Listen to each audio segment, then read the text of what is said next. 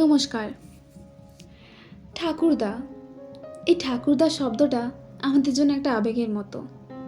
এই ঠাকুরদা ছাড়া আমাদের ছোটবেলার একটা দিনও কাটতো না। ঠাকুরদার সাথে খেলা করা, ঘুরতে বের হওয়া।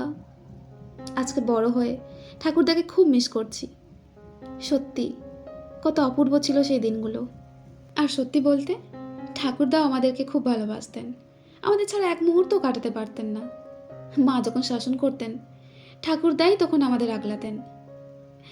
তো আজকের গল্পটা এই ঠাকুরদাকে নিয়ে, ঠাকুরদার প্রেম, ঠাকুরদার সরলতাকে নিয়ে। তো চলুন শুরু করা যাক আমাদের আজকের গল্প, রবীন্দ্রনাথ ঠাকুরের লেখা ঠাকুরদা। নয়নজোড়ের জমিদারেরা এককালে বাবু বলিয়া বিশেষ বিখ্যাত ছিলেন। তখনকার কালের বাবু আনার আদর্শ বড় সহজ ছিল না। এখন যেমন রাজা বাহাদুর খেতাব অর্জন করিতে অনেক খানা নাচ, ঘোর দৌড় এবং সেলাম সুপারিশের শ্রাদ্ধ করিতে হয়, তখনও সাধারণের নিকট হইতে বাপু উপাধি লাভ করিতে বিস্তর দুঃসাধ্য তপস্চরণ করিতে হইত। আমাদের নয়নজোড়ের বাবুরা পাড় ছিঁড়িয়া ফেলিয়া ঢাকায় কাপড় পরিতেন, কারণ পাড়ের কর্কশতায় তাহাদের সুকোমল বাবু আনা ব্যথিত হইত। তাহারা লক্ষ টাকা দিয়া বিড়াল শাবকের বিবাহ দিতেন, এবং কথিত আছে একবার কোনো উৎসব উপলক্ষে রাত্রিকে দিন করিবার প্রতিজ্ঞা করিয়া অসংখ্য দ্বীপ জ্বালাইয়া সূর্যকিরণের অনুকরণে তাহারা সাচ্চা রূপার জড়ি উপর হইতে বর্ষণ করিয়াছিলেন। ইহা হইতেই সকলে বুঝিবেন সেকালে বাবুদের বাবুয়ানা বংশানুক্রমে স্থায়ী হইতে পারিত না। বহু বর্তিকা বিশিষ্ট প্রদীপের মতো নিজের তৈল নিজে অল্পকালের ধুমধামে নিঃশেষ করিয়া দিত। আমাদের কৈলাসচন্দ্র রায়চৌধুরী সেই প্রখ্যাত যশ নয়নজোড়ের একটি নির্বাপিত বাবু। ইনি যখন জন্মগ্রহণ করিয়াছিলেন, তৈল তখন প্রদীপের তলদেশে আসিয়া ঠেকিয়াছিল।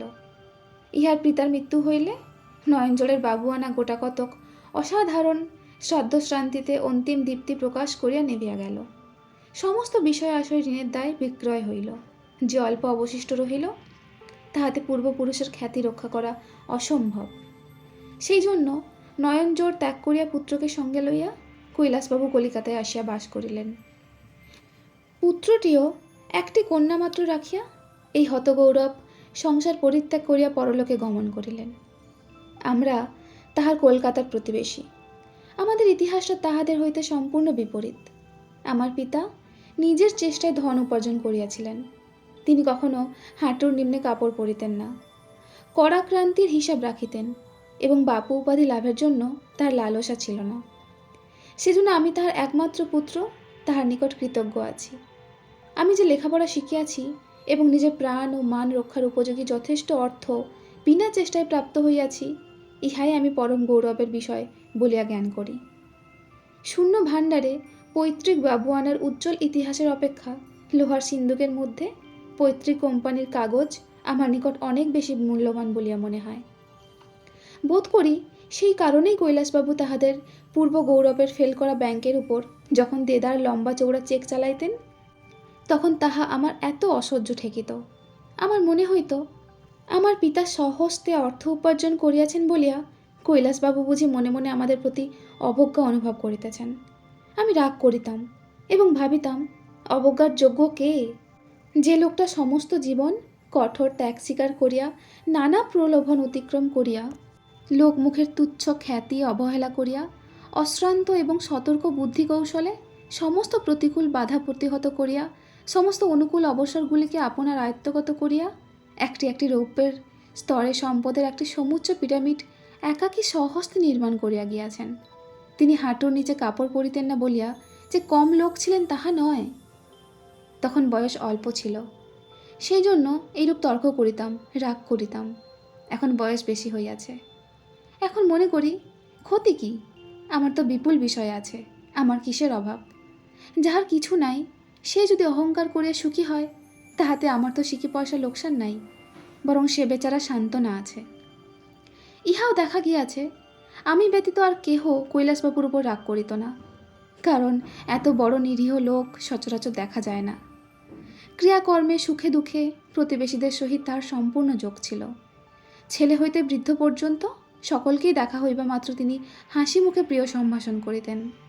যেখানে যাহার যে কেহ আছে সকলেরই কুশল সংবাদ জিজ্ঞাসা করিয়া তবে তাহার শিষ্টতা বিরাম লাভ করিত।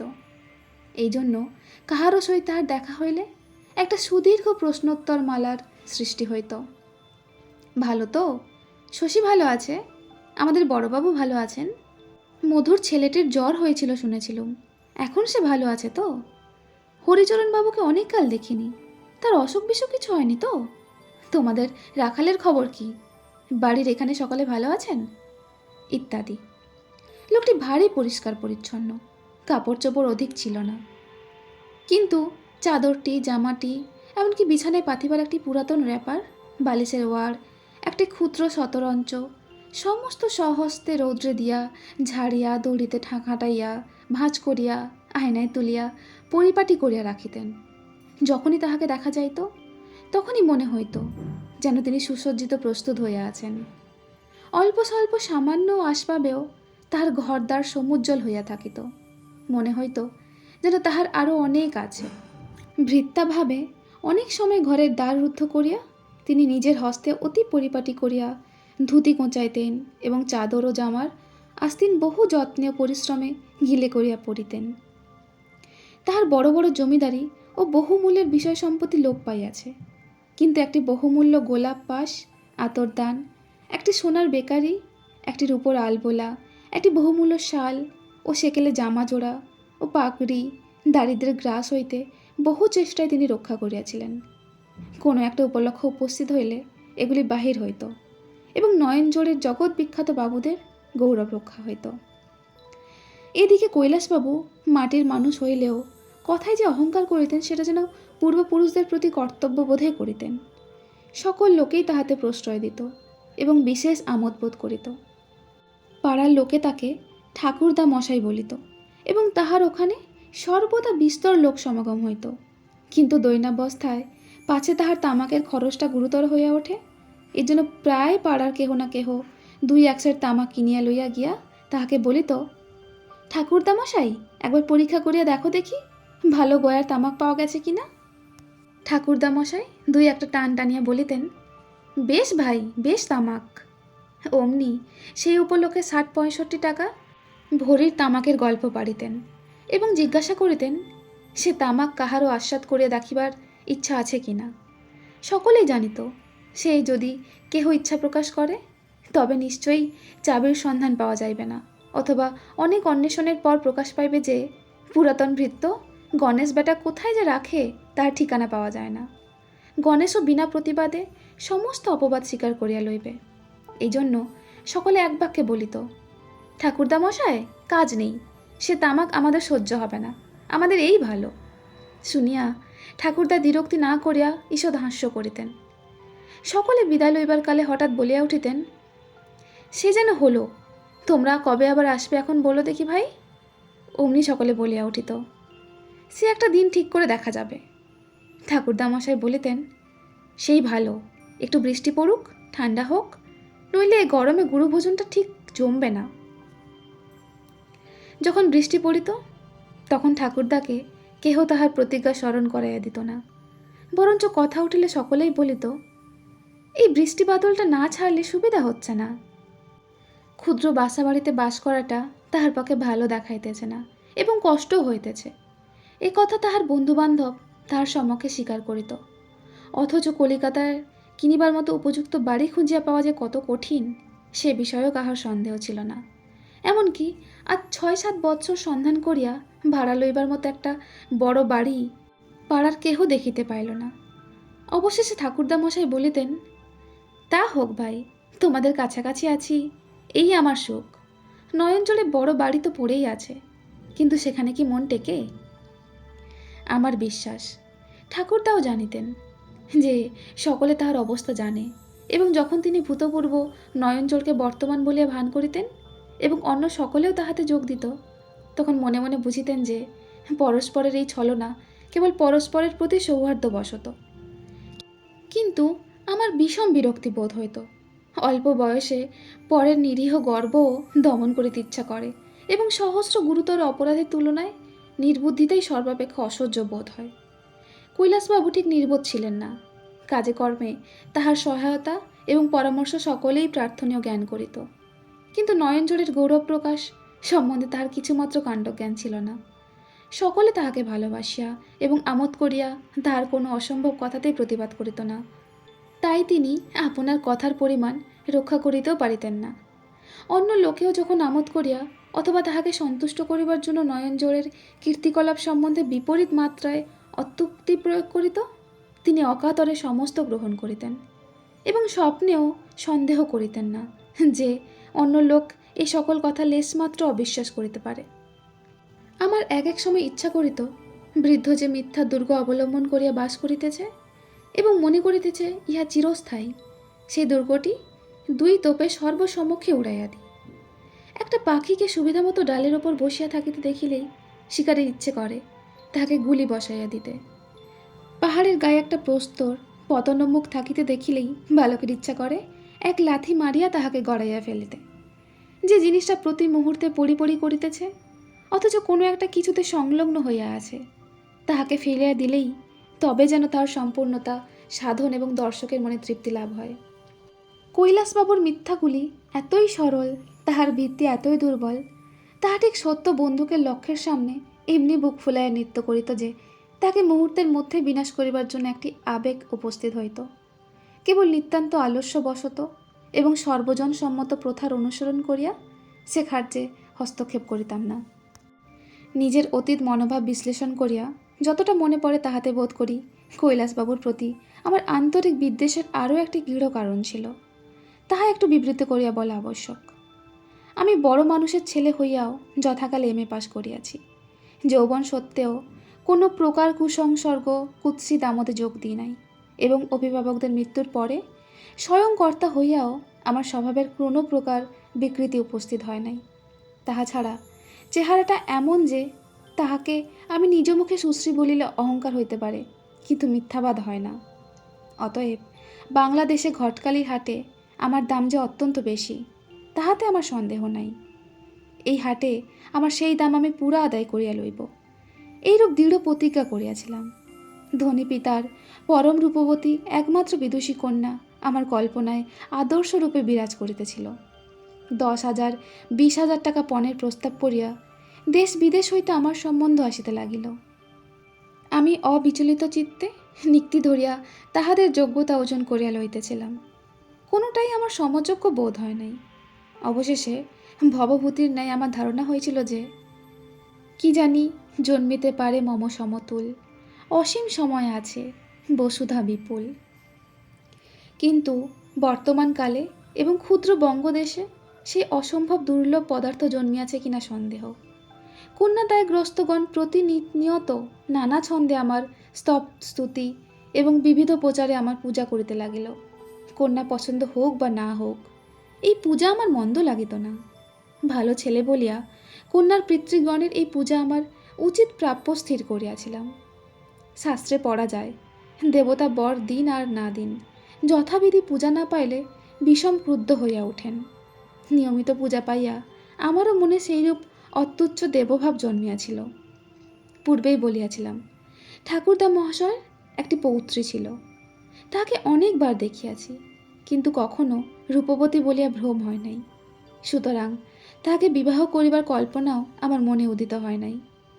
কিন্তু ইহা ঠিক করিয়াছিলাম যে কৈলাসবাবু লোক মারফত অথবা স্বয়ং পৌত্রীটিকে অর্ঘ্য দিবার মানসে আমার পূজার বোধন করিতে আসিবেন, কারণ আমি ভালো ছেলে। কিন্তু তাহা তিনি করিলেন না। শুনিতে পাইলাম আমার কোনো বন্ধুকে তিনি বলিয়াছিলেন, নয়নজোড়ের বাবুরা কখনো কোনো বিষয় অগ্রসর হইয়া কাহারও নিকটে প্রার্থনা করে নাই। কন্যা যদি চিরকুমারী হইয়া থাকে তথাপি সে কুলপ্রথা তিনি ভঙ্গ করিতে পারিবেন না। শুনিয়া আমার বড় রাগ হইল। সে রাগ অনেক দিন পর্যন্ত আমার মনের মধ্যে ছিল। কেবল ভালো ছেলে বলিয়াই চুপচাপ করিয়াছিলাম। যেমন বজ্রের সঙ্গে বিদ্যুৎ থাকে, তেমনি আমার চরিত্রে রাগের সঙ্গে সঙ্গে একটা কৌতুক প্রিয়তাও জড়িত ছিল। বৃদ্ধকে শুদ্ধ মাত্র নিপীড়ন করা আমার দ্বারা সম্ভব হইত না। কিন্তু একদিন হঠাৎ এমন একটা কৌতূহলবহ প্ল্যান মাথায় উদয় হইল যে সেটা কাজে খাটাইবার প্রলোভন সংবরণ করিতে পারিলাম না। পূর্বে বলিয়াছি, বৃদ্ধকে সন্তুষ্ট করিবার জন্য নানা লোকে নানা মিথ্যা কথা সৃজন করিত। পাড়ার একজন পেনশনভোগী ডেপুটি ম্যাজিস্ট্রেট প্রায় বলিতেন, ঠাকুরদা ছোটলাটের সঙ্গে যখনই দেখা হয় তিনি নয়নজোড়ের বাবুদের খবর না নিয়ে ছাড়েন না। সাহেব বলেন, বাংলাদেশে বর্ধমানের রাজা এবং নয়নজোড়ের বাবু এই দুটি মাত্র যথার্থ বনেদি বংশ আছে। এই শুনে ঠাকুরদা ভারী খুশি হইতেন এবং ভূতপূর্ব ডেপুটি বাবুর সহিত সাক্ষাৎ হইলে অন্যান্য কুশল সংবাদের সহিত জিজ্ঞাসা করিতেন, ছোটলাট সাহেব ভালো আছেন? তাহার মেম সাহেব ভালো আছেন কি? তার পুত্র কন্যারা সকলেই ভালো আছেন তো? সাহেবের সহিত শীঘ্র একদিন সাক্ষাৎ করিতে যাইবেন এমন ইচ্ছাও প্রকাশ করিতেন। কিন্তু ভূতপূর্ব ডেপুটি নিশ্চয় জানিতেন নয়নজোড়ের বিখ্যাত চৌধুরী প্রস্তুত হইয়া দ্বারে আসিতে আসিতে বিস্তর ছোটলাট এবং বড়লাট বদল হইয়া যাইবে। আমি একদিন প্রাতঃকালে গিয়া কৈলাসবাবুকে আড়ালে ডাকিয়া চুপি চুপি বলিলাম, ঠাকুরদা, কাল লেফটেন্যান্ট গভর্নরের লেভিতে গিয়েছিলুম। তিনি নয়নজোড়ের বাবুদের কথা পাড়াতে আমি বললুম, নয়নজোড়ের কৈলাসবাবু কলকাতাতেই আছেন। শুনে ছোটলাট এতদিন দেখা করতে আসেননি বলে ভারী দুঃখিত হলেন। বলে দিলেন, আজই দুপুরবেলা তিনি গোপনে তোমার সঙ্গে সাক্ষাৎ করতে আসবেন। আর কেহ হইলে কথাটার অসম্ভবতা বুঝিতে পারিত, এবং আর কাহারও সম্বন্ধে হইলে কৈলাসবাবুও এ কথায় হাস্য করিতেন।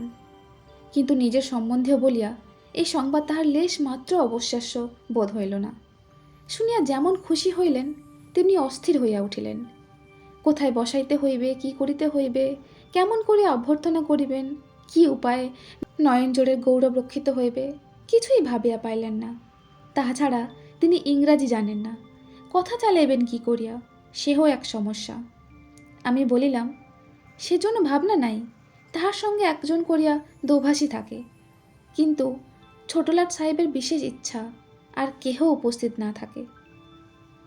মধ্যাহ্নে পাড়ার অধিকাংশ লোক যখন আপিসে গিয়াছে এবং অবশিষ্ট অংশ দ্বার রুদ্ধ করিয়া নিদ্রামগ্ন, তখন কৈলাসবাবুর বাসার সম্মুখে এক জুড়ি আসিয়া দাঁড়াইল। তকমা পড়া চাপরাশি তাহাকে খবর দিল, ছোটলাট সাহেব আয়া। ঠাকুরদা প্রাচীন কাল প্রচলিত শুভ্র জামাজোড়া এবং পাগড়ি প্রস্তুত করিয়া পড়িয়াছিলেন। তাহার পুরাতন ভৃত্য গণেশটিকেও তাহার নিজের ধুতি, চাদর, জামা পরাইয়া ঠিকঠাক করিয়া রাখিয়াছিলেন। ছোটলাটের আগমন সংবাদ পাইয়া হাঁপাইতে হাঁপাইতে কাঁপিতে কাঁপিতে ছুটিয়া দ্বারের কাছে গিয়া উপস্থিত হইলেন এবং সন্নত দেহে বারংবার সেলাম করিতে করিতে ইংরাজ বেশধারী আমার এক প্রিয় বয়স্যকে ঘরে লইয়া গেলেন। সেখানে চৌকির ওপরে তাহারই একমাত্র বহুমূল্য শালটি পাতিয়া রাখিয়াছিলেন। তাহার উপর কৃত্রিম ছোটলাটকে বসাইয়া উর্দু ভাষায় এক অতি বিনীত সুদীর্ঘ বক্তৃতা পাঠ করিলেন এবং নজরের স্বরূপে স্বর্ণরেখাবিতে তাহাদের বহু কষ্টরক্ষিত কুলক্রমাগত এক আশ্রফির মালা ধরিলেন। প্রাচীন ভৃত্য গণেশ গোলাপ পাশ এবং আতরদান লইয়া উপস্থিত ছিল। কৈলাসবাবু বারংবার আক্ষেপ করিতে লাগিলেন যে তাহাদের নয়নজোড়ের বাড়িতে হুজুর বাহাদুরের পদধূলি পড়িলে তাহাদের যথাসাধ্য যথোচিত আতিথ্যের আয়োজন করিতে পারিতেন। কলিকাতায় তিনি প্রবাসী, এখানে তিনি জলহীন মিনের ন্যায় সর্ববিষয় অক্ষম ইত্যাদি। আমার বন্ধু দীর্ঘ হ্যাট সমেত অত্যন্ত গম্ভীরভাবে মাথা নাড়িতে লাগিলেন। ইংরাজি কায়দা অনুসারে এরূপ স্থলে মাথায় টুপি না থাকিবার কথা, কিন্তু আমার বন্ধু ধরা পড়িবার ভয় যথাসম্ভব আচ্ছন্ন থাকিবার চেষ্টায় টুপি খোলেন নাই। কৈলাসবাবু এবং তার প্রাচীন ভৃত্যটি ছাড়া আর সকলেই মুহূর্তের মধ্যে বাঙালির এই ছদ্মবেশ ধরিতে পারিত। 10 মিনিট কাল ঘাড় নাড়িয়া আমার বন্ধু গাত্রোত্থান করিলেন এবং পূর্ব শিক্ষা মতো চাপরাশিগণ সোনার রেকাবে শুদ্ধ আশ্রফির মালা, চৌকি হইতে সেই শাল, ভৃত্যের হাত হইতে গোলাপ পাশ এবং আতরদান সংগ্রহ করিয়া ছদ্মবেশের গাড়িতে তুলিয়া দিল। কৈলাসবাবু বুঝিলেন ইহাই ছোটলাটের প্রথা। আমি গোপনে এক পাশের ঘরে লুকাইয়া দেখিতেছিলাম এবং রুদ্ধ হাস্য বেগে আমার পঞ্জর বিদীর্ণ হইবার উপক্রম হইতেছিল।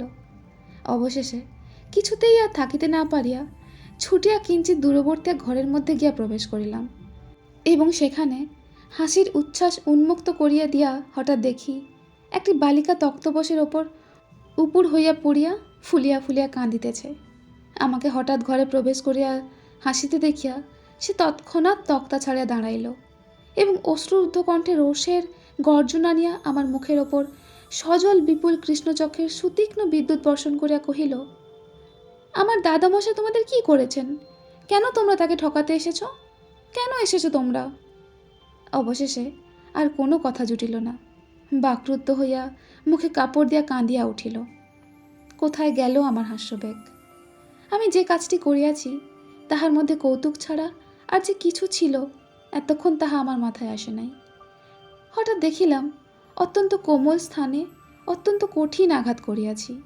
হঠাৎ আমার কৃতকার্যের বীভৎস নিষ্ঠুরতা আমার সম্মুখে দীপ্যমান হইয়া উঠিল। লজ্জা এবং অনুতাপে পদাহত কুকুরের ন্যায় ঘর হইতে নিঃশব্দে বাহির হইয়া গেলাম। বৃদ্ধ আমার কাছে কি দোষ করিয়াছিল? তাহার নিরীহ অহংকার তো কখনো কোনো প্রাণীকে আঘাত করে নাই। আমার অহংকার কেন এবং হিংস্র মূর্তি ধারণ করিল? তাহা ছাড়া আরেকটি বিষয় আজ হঠাৎ দৃষ্টি খুলিয়া গেল। এতদিন আমি কুসুমকে কোনো অবিবাহিত পাত্রের প্রসন্ন দৃষ্টিপাতের প্রতীক্ষায় সংরক্ষিত পণ্য পদার্থের মতো দেখিতাম। ভাবিতাম আমি পছন্দ করি নাই বলিয়া ও পড়িয়া আছে, দৈবাৎ যাহার পছন্দ হইবে ও তাহারই হইবে। আজ দেখিলাম ওই গৃহকোণে ওই বালিকা মূর্তির অন্তরালে একটি মানব হৃদয় আছে। তাহার নিজের সুখ দুঃখ অনুরাগ বিরাগ লইয়া একটি অন্তঃকরণ, একদিকে অজ্ঞেয় অতীত আর একদিকে অভাবনীয় ভবিষ্যৎ নামক দুই অনন্ত রহস্য রাজের দিকে পূর্বে পশ্চিমে প্রসারিত হইয়া রহিয়াছে। যে মানুষের মধ্যে হৃদয় আছে সে কি কেবল পণের টাকা এবং নাক চোখের পরিমাণ মাপিয়া পছন্দ করিয়া লইবার যোগ্য? সমস্ত রাত্রি নিদ্রা হইল না। পরদিন প্রত্যুষে বৃদ্ধের সমস্ত অপহৃত বহুমূল্য দ্রব্যগুলি লইয়া চোরের ন্যায় চুপি চুপি ঠাকুরদার বাসায় গিয়া প্রবেশ করিলাম। ইচ্ছা ছিল কাহাকেও কিছু না বলিয়া গোপনে চাকরের হস্তে সমস্ত দিয়া আসিব। চাকরকে দেখিতে না পাইয়া ইতস্তত করিতেছি, এমন সময় অদূরবর্তী ঘরে বৃদ্ধের সহিত বালিকার কথোপকথন শুনিতে পাইলাম। বালিকা সুমিষ্ট সস্নেহ স্বরে জিজ্ঞাসা করিতেছিল, দাদামশাই, কাল লাট সাহেব তোমাকে কি বললেন? ঠাকুরদা অত্যন্ত হর্ষিত চিত্তে লাট সাহেবের মুখে প্রাচীন নয়নজোড় বংশের বিস্তর কাল্পনিক গুণবাদ বসাইতেছিলেন। বালিকা তাহাই শুনিয়া মহোৎসাহ প্রকাশ করিতেছিল। বৃদ্ধ অভিভাবকের প্রতি মাতৃহৃদয়া এই ক্ষুদ্র বালিকার সকরুণ ছলনায় আমার দুই চক্ষে জল ছলছল করিয়া আসিল। অনেকক্ষণ চুপ করিয়া বসিয়া রহিলাম। অবশেষে ঠাকুরদা তাহার কাহিনী সমাপন করিয়া চলিয়া আসিলে আমার প্রতারণার বমালগুলি লইয়া বালিকার নিকট উপস্থিত হইলাম এবং নিঃশব্দে তাহার সম্মুখে সব কিছু রাখিয়া চলিয়া আসিলাম। বর্তমান কালের প্রথানুসারে অন্যদিন বৃদ্ধকে দেখিয়া কোনো প্রকার অভিবাদন করিতাম না, আজ তাহাকে প্রণাম করিলাম। বৃদ্ধ নিশ্চয় মনে ভাবিলেন গতকল্য ছোটলাট তাহার বাড়িতে আসাতেই সহসা তাহার প্রতি আমার ভক্তির উদ্রেক হইয়াছে। তিনি পুলকত হইয়া শত মুখে ছোটলাটের গল্প বানিয়া বলিতে লাগিলেন। আমিও কোনো প্রতিবাদ না করিয়া তাহাতে যোগ দিলাম। বাহিরের অন্য লোক যাহারা শুনিল তাহারা এই কথাটাকে আদ্যপান্ত গল্প বলিয়া স্থির করিল এবং সকৌতকে বৃদ্ধের সহিত সকল কথায় সায় দেয়া গেল। সকালে উঠিয়া গেলে আমি অত্যন্ত সলজ্জ মুখে দিনভাবে বৃদ্ধের নিকট একটি প্রস্তাব করিলাম। বলিলাম, যদিও নয়নজোড়ের বাবুদের সহিত আমাদের বংশমর্যাদার তুলনাই হইতে পারে না, তথাপি প্রস্তাবটা শেষ হইবা মাত্র বৃদ্ধ আমাকে বক্ষে আলিঙ্গন করিয়া ধরিলেন এবং আনন্দবেগে বলিয়া উঠিলেন, আমি গরিব, আমার যে এমন সৌভাগ্য হবে তা আমি জানতুম না ভাই। আমার কুসুম অনেক পুণ্য করেছে, তাই তুমি আজ ধরা দিলে। বলিতে বলিতে বৃদ্ধের চক্ষু দিয়া জল পড়িতে লাগিল। বৃদ্ধ আজই প্রথম তাহার মহিমান্বিত পূর্বপুরুষদের প্রতি কর্তব্য বিস্মৃত হইয়া স্বীকার করিলেন যে তিনি গরিব, স্বীকার করিলেন যে আমাকে লাভ করিয়া নয়নজোড় বংশের গৌরবহানি হয় নাই। আমি যখন বৃদ্ধকে অপদস্থ করিবার জন্য চক্রান্ত করিতেছিলাম তখন বৃদ্ধ আমাকে পরম সৎপাত্র জানিয়া একান্ত মনে কামনা করিতেছিলেন। তো আজ এখানেই শেষ হচ্ছে আমাদের আজকের গল্প ঠাকুরদা।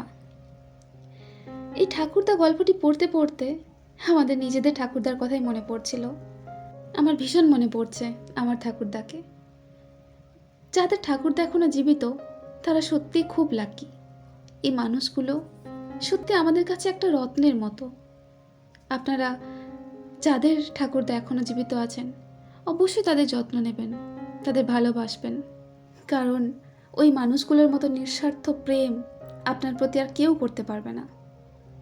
অবশ্যই একটা কথা বলে রাখা দরকার, আমার ঠাকুরদা জীবিত নেই যদিও, কিন্তু আমার দাদু মানে মায়ের বাবা উনি জীবিত। ওনাকে আমি খুব ভালোবাসি।